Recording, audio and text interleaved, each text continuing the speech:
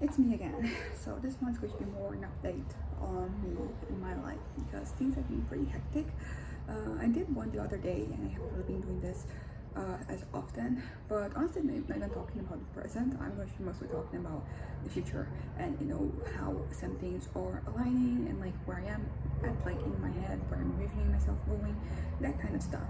So recently I seem to be at a stable position. I went to a consultation with my general physician this morning.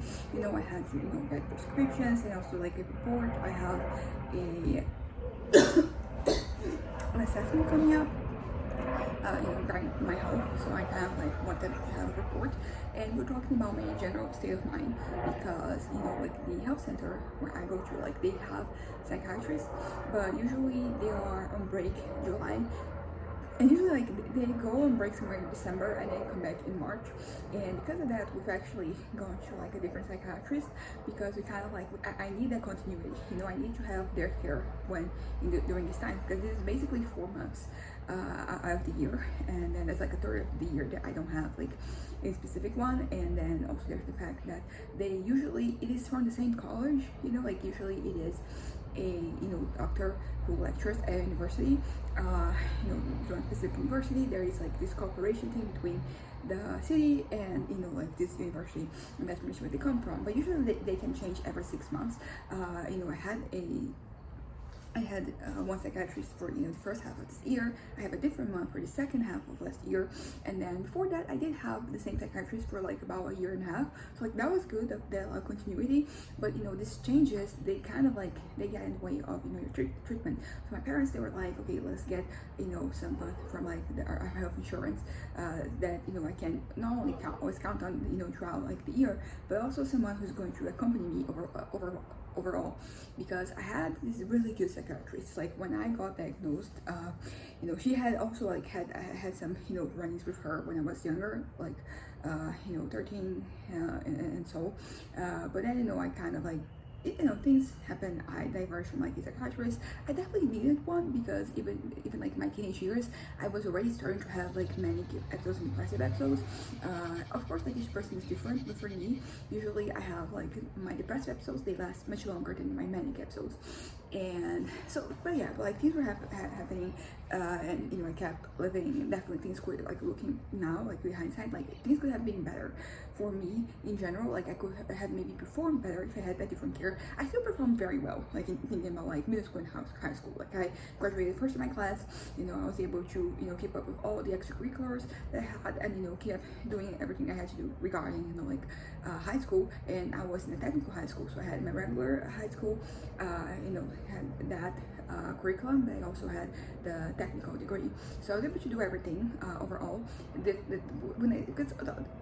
being bipolar, there's also my ADHD, and that is also something that is always kind of like hard to look at. This is something that was happening today, because we're trying to trace back pretty much like how I was as a teenager and how I was as a kid. If like I currently am, like what's happening is like my normal, because that's the thing. I don't know what my normal is because I've been oscillating for so long. So I have depressive episodes and manic episodes, and usually like in succession. So historically, like even before I had my diagnosis or me being like bipolar, and I finally realized like, oh, those were manic episodes, those little episodes where I was behaving very erratically and not at all like myself. Like that's pretty much what was happening. And so like in hindsight we were able to see that, but because I spent so much of the time being depressed, whenever I had manic episodes, we saw that as a positive. It's like, okay, this is good, you're good now, even though I wasn't. And manic episodes, they come with their own risks and all that, but I feel that like the immediate risk came from like my depressive episodes, because there was also like suicidal ideation and some attempts. So like because of that, that was like where like a lot of my focus was on, because before I had the diagnosis of me being bipolar, I had the diagnosis of like ADHD with depression. I do like what I have been able to assess since then. It's like, do I really have ADHD, or was that dementia, in disguise? And basically, we were able to say I do have ADHD, because it's still present when I'm depressed, it's present when I'm manic, and just like potentializes some things actually. And because of that, it's kind of like my normal. It is it has some things that can resemble symptoms of like mania or hypomania. Hypomania that then becomes mania. Like I'm very agitated. I need to be constantly kind of like stimulated. I don't do well when I'm bored, because it feels very like oppressive almost. I have to always like be doing something. I have to always be engaged with something, which some of the things I have to do is ADHD. It's also like the attention thing, like my attention span that just goes all over the place, and I'm constantly being But anyway, the point is that like we are trying to assess whether like right now this past week, which has been pretty great despite that one episode Wednesday, which made us think that maybe I was a little manic, but I also took clozapine, so like we don't know if like that was maybe like that was the thing that made me behave erratically, but like it probably wasn't, because I took like a very low dose. I had situations in the past before where I had like a bad dosage. It was not on purpose, but I had like a lot of clozapine, and as a result I was basically kind of like a little, it looked like I was drunk basically, or that I was on something like Molly or whatever, but it was not. It was just that I took the wrong dosage, but the dose that I took, basically what happened is that I took 2 like little pills from clozapine, and the one that I take is one that I put below my tongue, and it dissolves, and that one has like a lower dose than the one that that is that you can have like little droplets, or the one that is just like a pill that you take with like water, or I usually can take medication with water. It is a somewhat recent, well, I was gonna say a somewhat recent thing, but it's been 6 years already, so it's not so recent.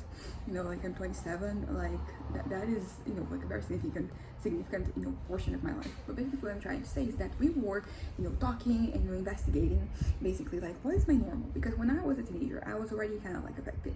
I had a very traumatic situation that happened when I was 13, and that really changed me for the worse basically. So it really changed my personality. I became more reserved, and I've always been an introvert. I was a very outgoing introvert, but like usually they talk about introversion and extroversion. It's like you get recharged by being alone, then you're an introvert. You get recharged by being with people, you are an extrovert. And like I always needed my little moments. That's always been the case of me being like not necessarily still because I was doing things, but like doing things by myself without contact with the outside world basically. And after I thought I became more reserved, more I stopped interacting with people, and I'm still like not great at interacting with people. It's not that I'm not good at it. I feel like I'm pretty decent. I can make small talk now. I can pick up on social clues and like interact. Like just throw back. Like what to kind of like maintain a conversation. It's just that I better not do it.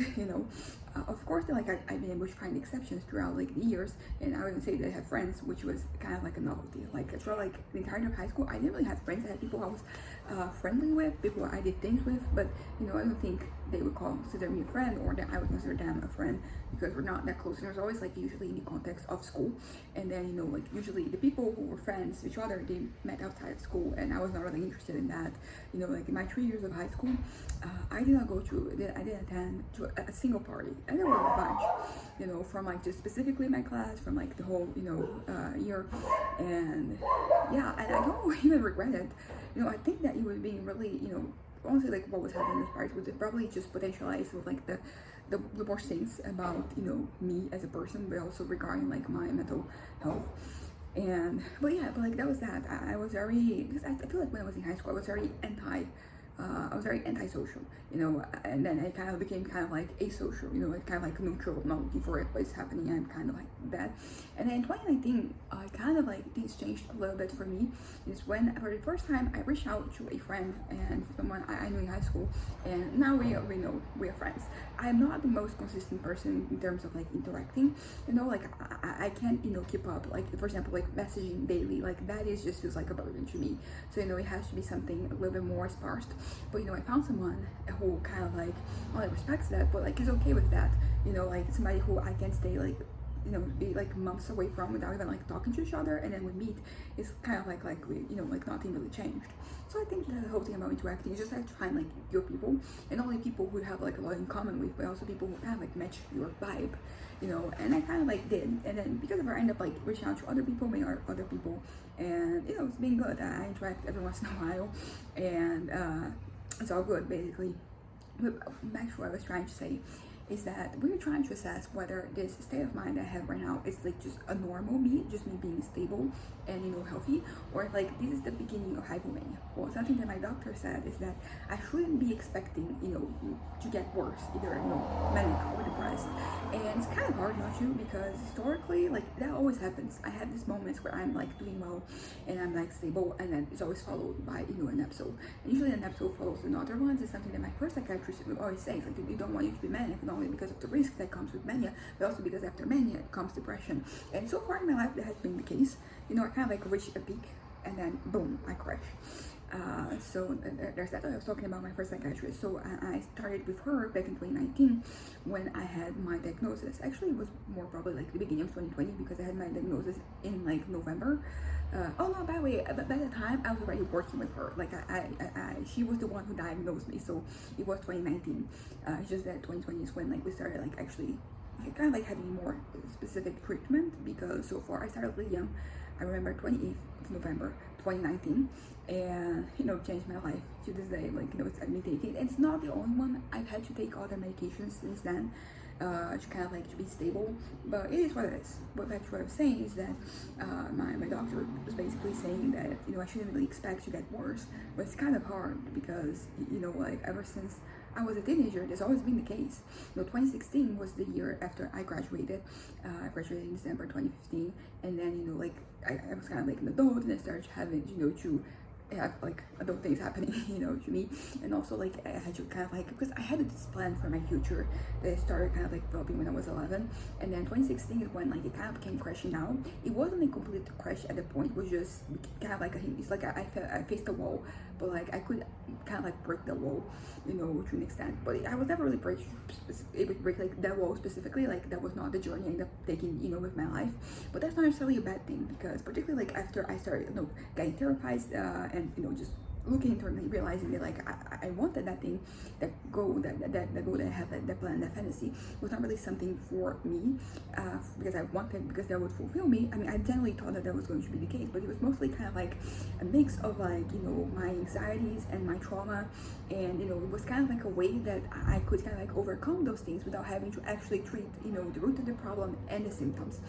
And then so basically what happened after that, since like 2019 was kind of like January to February was the moment for me, because I mentioned this before. I there was like an attempt. I ended up being put in a coma, and when I woke up, like that dream, that fantasy was kind of gone, and it was very relieving, because the year before I was already fighting it, but I couldn't fight the urge I had to pursue that future, to have like those dreams, to have those fantasies. And that is the case for me to this day. Like I really struggle dealing with my fantasies. I can't control them. Like once they're there, and that is just something that I realize I probably have to deal with that for the rest of my life, because it just has to do with my personality and like mental illness. Probably really a mix of both. So what I can do is try to like redirect it. So for example, when I'm writing, like that is a good moment. I can kind of like allow because it's like it's in my nature to fantasize about things, and it can be something about my life, about my future, or it can be something else. And when I was younger, there was kind of like a mix of that. As I said, since I was 11, I created like this very elaborate plan that was more fantasy, and but at the same time, like I had my writing. I started writing consistently when I was 13, and honestly, it might have something to do with the trauma that happened. I don't remember exactly. I mean, I do have my writing, so I could check it out, like see when exactly, like I started writing, and because the whole traumatic situation. Actually, at this point, yeah, it was in the middle of the year. So yeah, things started to fall apart for me, like in the second half of the year. I had some, a lot of situations that were kind of like physical, but they were, triggered by psychological things. And also, there were some physical things, like some things I was predisposed to, so like they also kind of like helped. But anyways, I don't know. It's just that fantasies can be very powerful to me, to the point that I can really believe them to be real, and that has 100% to do with mental illness. There's been situations where I had fully believed things that happened. I mean, like when I'm like altered, that happens also. That's the whole thing about mania. It's like you kind of like you lose, your concept of like a lot of things. So for example, something that my doctor said today, like I'm still having insights about, you know, my situation. I'm still kind of like being a little conscious that like, oh, this could be, you know, me being hypomanic, manic could lead to mania and all that. And usually when you reach mania, like you're not really you know, aware, you feel great, and that's that. And that's definitely happened to me before, you know, like that's, you know, part of like me having, you know, the diagnosis. And that's pretty much what has, you know, pretty much why I right now, like I don't think I'm not manic yet for sure, but you know, like, but that is something for me to look forward to. Not look forward to, that sounds like I'm expecting that, I'm not like looking forward to that, but you know, something for me to just, you know, pay attention to. You know, like if I'm losing my grasp, you know, in reality, and not in reality, but you know, my sense of danger is diminished, which is something that has happened before. You know, you get like riskier behavior, you know, and you know, riskier, like, you know, physically, like you put yourself in like dangerous situations because you don't even realize you're dangerous because you think you're invincible.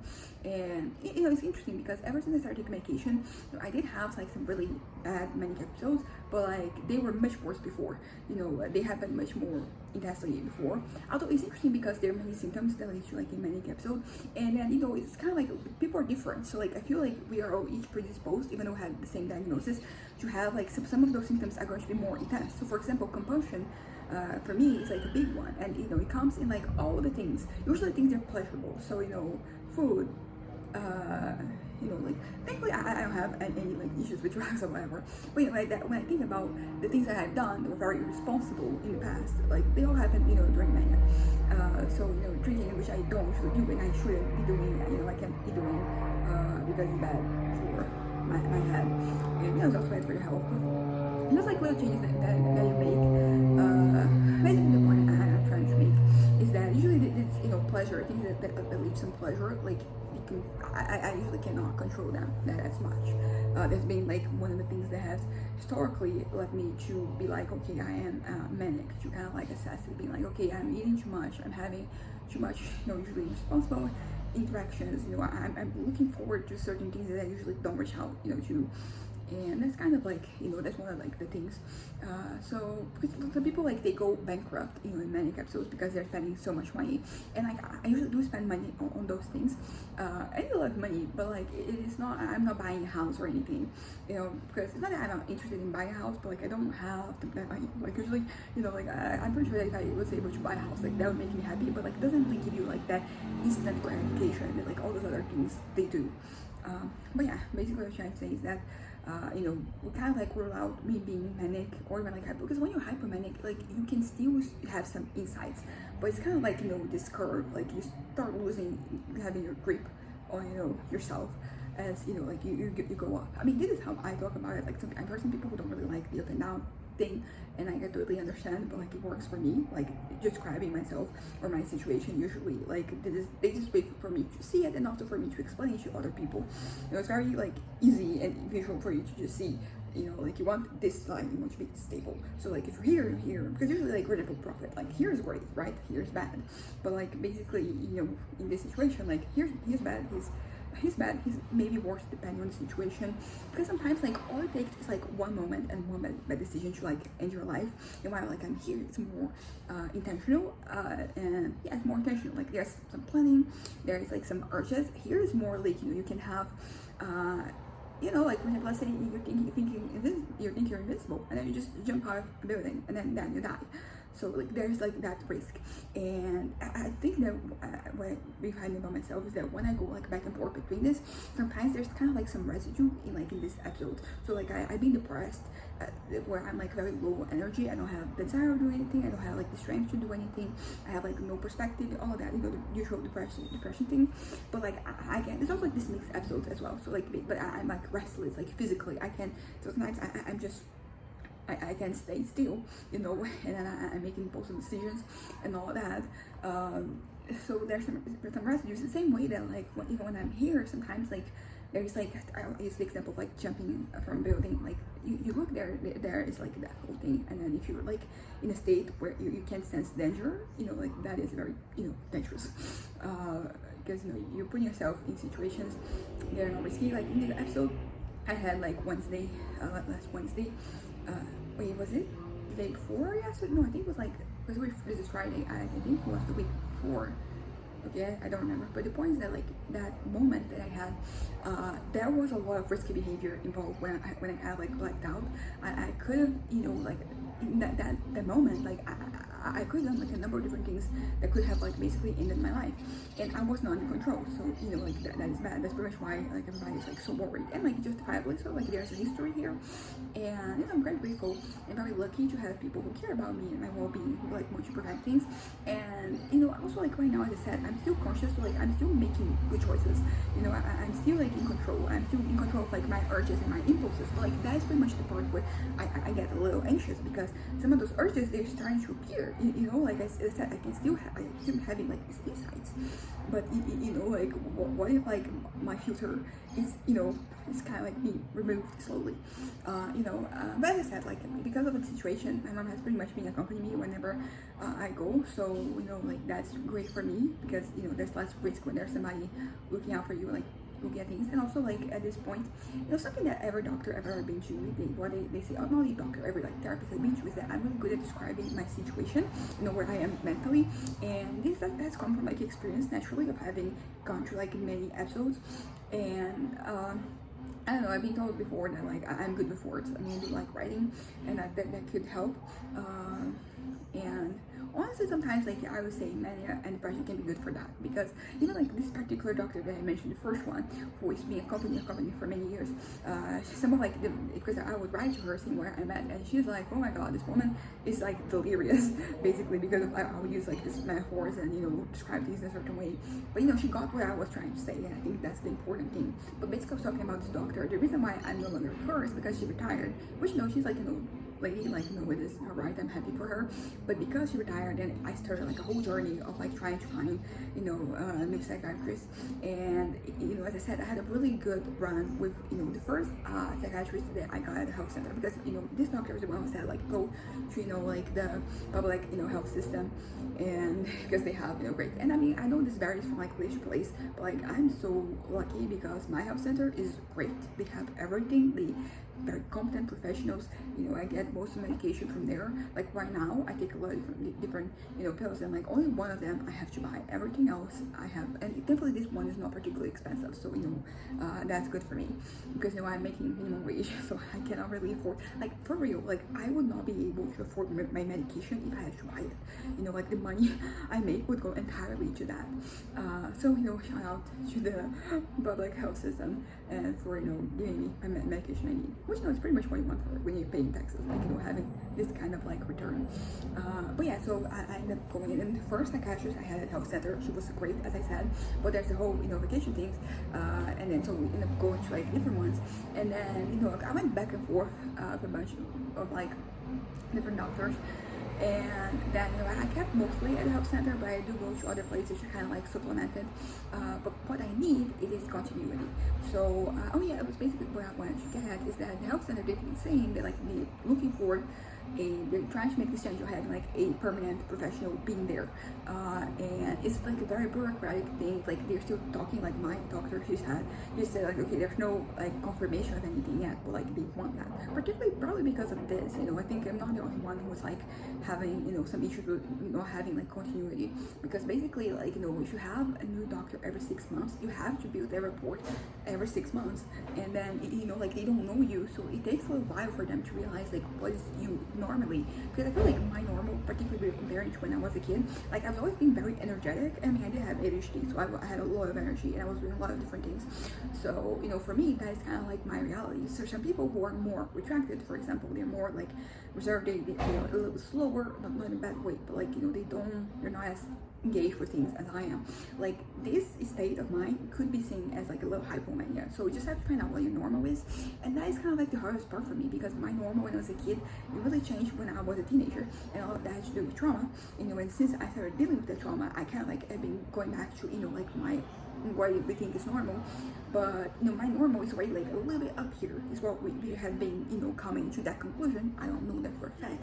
So it's kind of like a little, so basically I'm trying like not to worry about where I am at right now. Like I'm being observed. That is pretty much where we left it with my doctor, that okay, just keep watching, and if there's any changes up or down, like come back there. But all in all, like I seem to be doing well, which is very it's a priority for me. I'm trying really hard not to think that like everything is gonna go bad anytime soon, but I'm gonna make my best. And but honestly, even like I did say things that led my doctor to say that to me, to be like, hey, don't look forward to expecting to be bad. But I have generally been just like enjoying the moment, enjoying this peace and quiet that I've been having. Like this is kind of like stability. I don't know what tomorrow holds for me, and honestly, I'm not gonna worry about that right now, at least in terms of like my mental health, because like I'm just wanna have a good time, and for me, a good time involves a stable time. What? What is that? That's my dad. He's arrived, and we're gonna have lunch now, and then later we have some errands to run, and then I'm just gonna go out. I mean, instead, we have a lot of energy, so I've been filling my schedule with activities, which is great because there's a lot of things that, because I was depressed for so long, I was putting off. So I've been really like catching up on things, and that's great for me. As once again, like the lesson here is I'm not worrying about the future. I'm just enjoying this moment I'm having right now. And if I get worse, which I can't help but think it's going to happen eventually, we're gonna deal with it when it comes. I mean, like we've been dealing with it for so long. We've been dealing with it, knowing what it is for like 6 years now, and I'm alive despite the fact that at many points in time I didn't want to, and I actually tried like not to be. Right now I'm alive and well, and I want to keep being alive basically. I do worry that like at a certain point that will change, but if it does, whenever it does, that like at some point it is going to change. Like you can only have like stability for so long, because like your body kind of like gets used to medications, or because something happens.